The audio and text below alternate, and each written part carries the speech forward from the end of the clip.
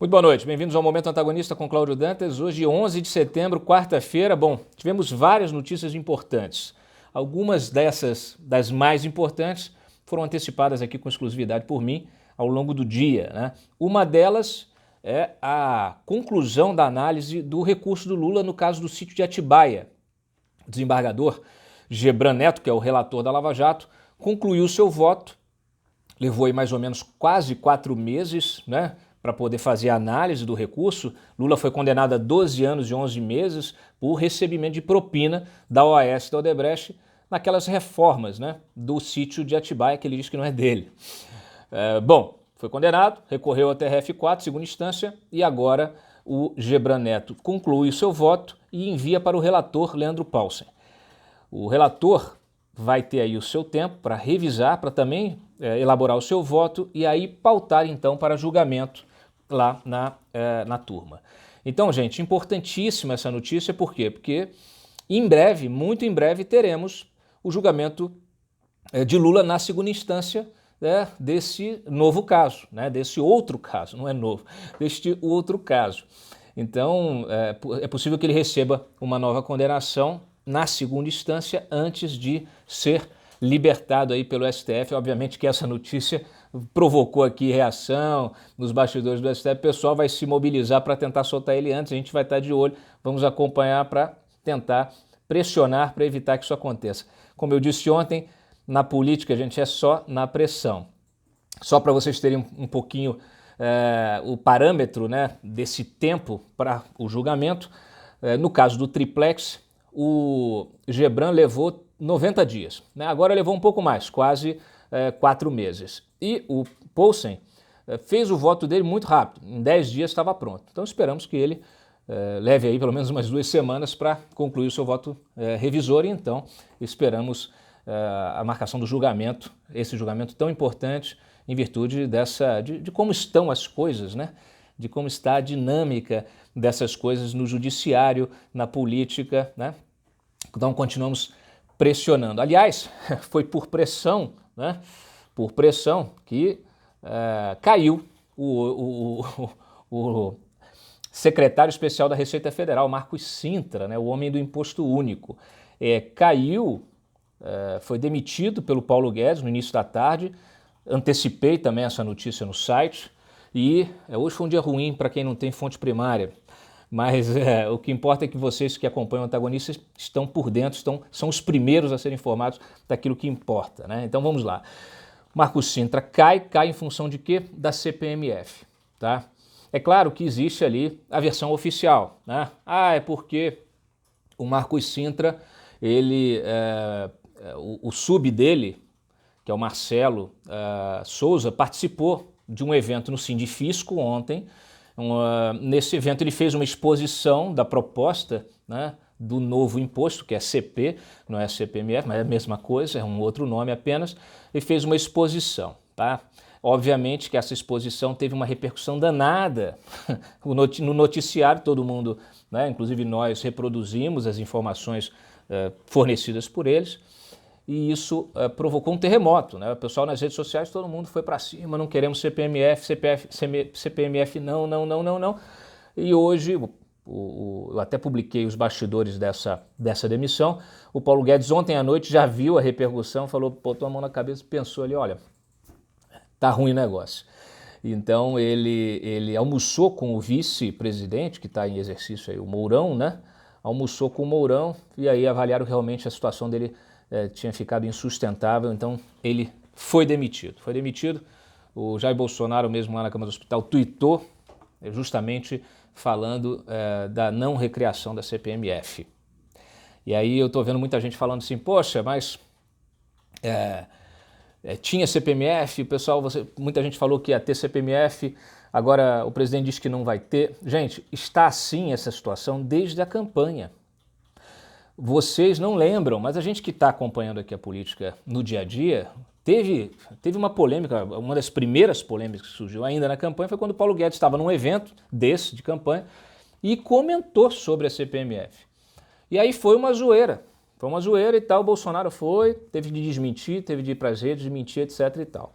Então essa tensão entre o que o ministro quer e o que o presidente quer, o presidente sabe que a CPMF é impopular, né? E como presidente da República, como político, ele olha aquilo e fala assim, poxa, eu não vou, é muito difícil para mim tomar uma medida impopular. Ele falou a mesma coisa, inclusive, em relação à reforma da Previdência, mas ele deixa a coisa correr, tanto é que a equipe do Paulo Guedes passou os últimos 9 meses de governo trabalhando em cima de uma reforma tributária.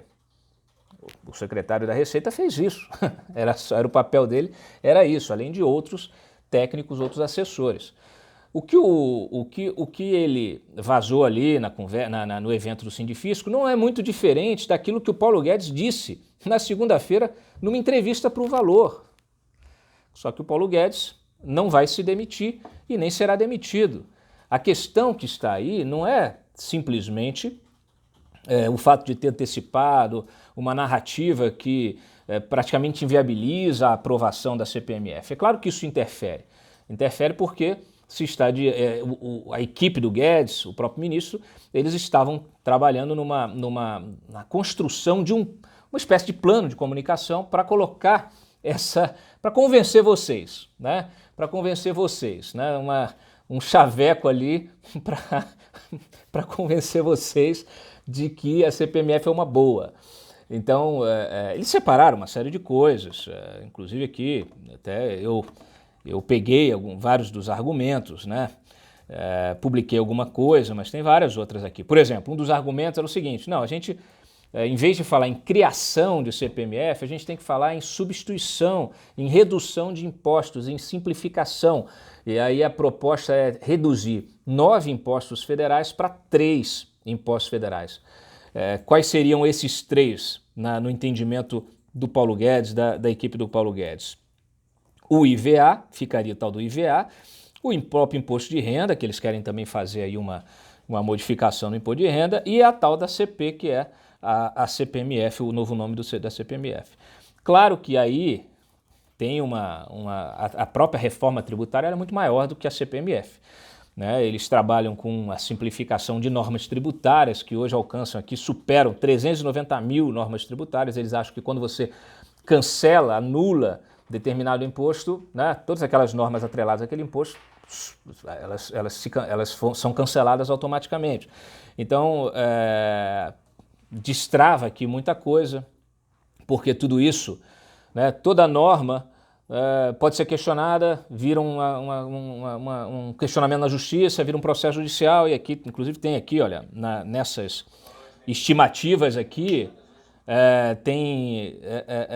eles têm aqui, olha, fizeram até uma estimativa assim, 4 trilhões, o Brasil tem hoje 4 trilhões em contencioso, justamente em função desse tanto, né? 390.726 mil normas tributárias, são 49 normas por dia útil, né? Desde lá de quando começou. Você gasta hoje 70 bilhões para pagar imposto, né? Então, assim, tem vários números, eles falam que hoje, olha, a estimativa deles é de que nesse sistema que está, o governo deixa de arrecadar 500 bilhões por ano, em sonegação, praticamente, evasão, tal, sonegação. E que essa reforma tributária vai conseguir alcançar pelo menos 40% de quem não paga imposto hoje. 40% do PIB de quem não paga imposto. Então eles querem ampliar a base de quem não paga imposto, para quem paga imposto, né? Querem modificar vários desses, pode fazer faxina no tal do imposto de renda, etc, desonerar a folha de pagamento para tentar gerar emprego e tal. Então tem muita coisa boa. E eles queriam justamente colocar a questão da CPMF, da nova CPMF, dentro desse contexto, né? Só que, como eu falei ontem, não adianta.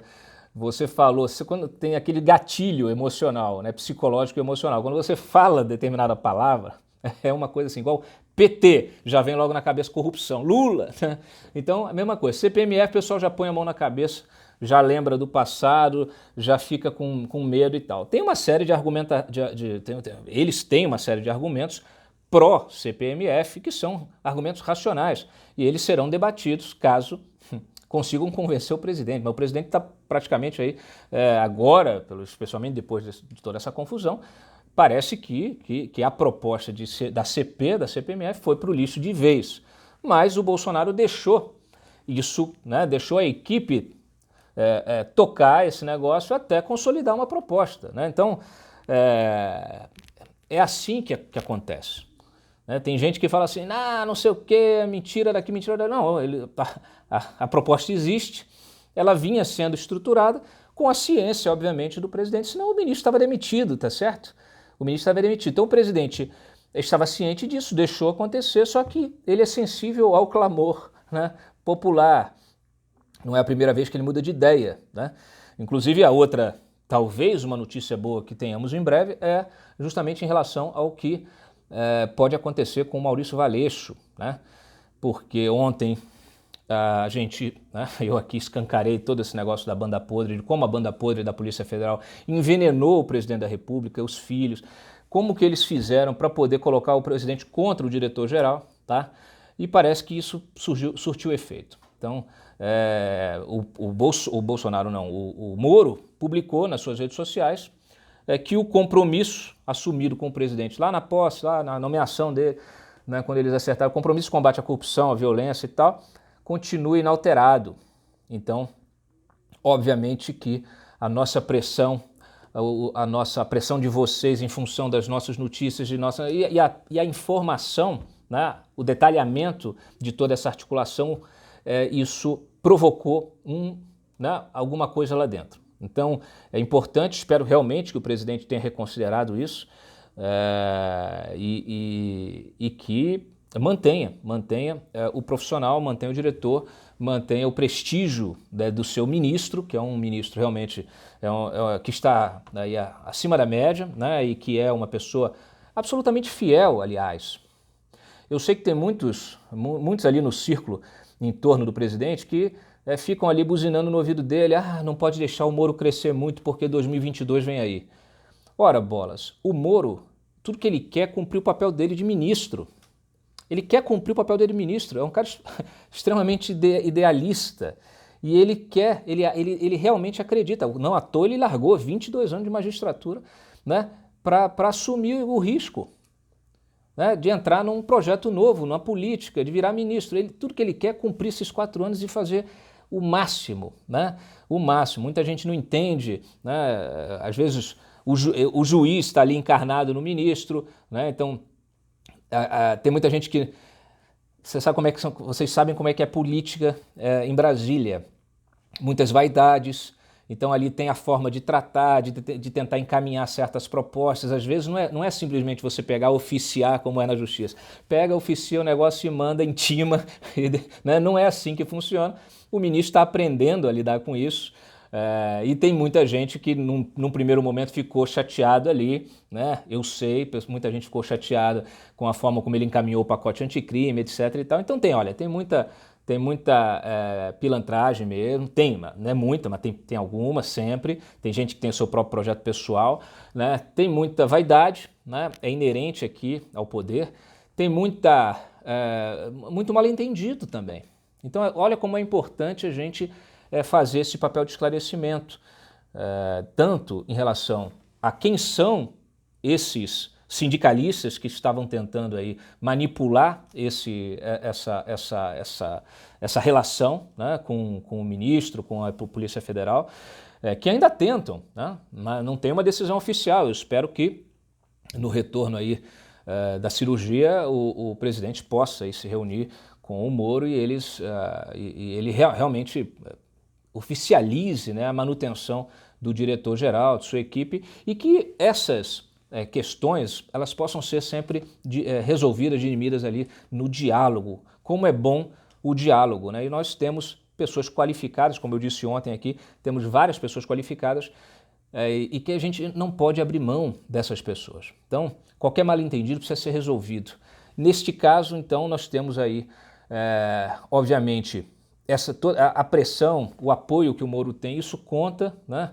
Então, espero sinceramente que o presidente tenha entendido o que estavam tentando fazer, manipular aí essa história e tenha reconsiderado, né? Tenha reconsiderado, que fique atento àqueles que estão ali, né, no seu entorno. Então, vamos aguardar em relação a isso, a essa questão especificamente, vamos aguardar o desenrolar, mas pelo menos é uma boa perspectiva. Bom, então é isso, gente. Deixo também o registro aqui, que nós noticiamos mais cedo, reproduzimos aqui uma informação de que o Ministério Público do Rio abriu 2 procedimentos para investigar o Carlos Bolsonaro, né? Naquele negócio de esquema de rachis, de funcionário fantasma, né? Saiu muito na imprensa em meses atrás, né? E parece que o Ministério Público resolveu investigar essa situação. Não é o único, né, que está na mira aí do Ministério Público lá do Rio de Janeiro. O Davi Miranda, ou David Miranda, né? Ele, deputado que é companheiro do Glenn, né? Lá do Intercept, ele também vai ser alvo aqui de uma investigação. O COAF aponta movimentações atípicas de 2,5 milhões na sua conta bancária entre abril de 2018 e março de 2019, ou seja, praticamente em um ano ele movimentou 2,5 milhões, tá? E através até aí aí tem a suspeita, por que o COAF suspeita? Porque tem muitos depósitos fracionados, né? Então entra mais ou menos naquelas suspeitas lá do Queiroz também, né? Tudo.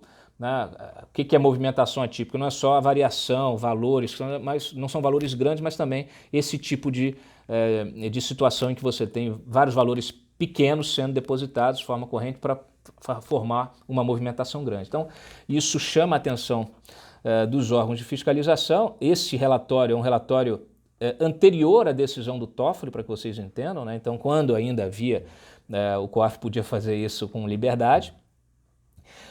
E o Davi Miranda diz, essa investigação teria relação também com questão de gráficas, né? Então, provavelmente campanha, etc. e tal, e tudo isso precisa ser esclarecido. O Davi Miranda disse que esses depósitos são provenientes de uma agência de turismo da qual ele é sócio com o Glenn, tá bom? Então, assim, ele até saiu hoje lá, tweetou em defesa, em apoio ao Flávio Bolsonaro. Então, é interessante como o COAF une as pessoas. É isso, tá? STJ negou a liberdade do Dario Messer, ainda bem, que é aquele o doleiro dos doleiros, que eu já comentei diversas vezes aqui, tá? E também, aí sim, questão do Augusto Aras, PGR.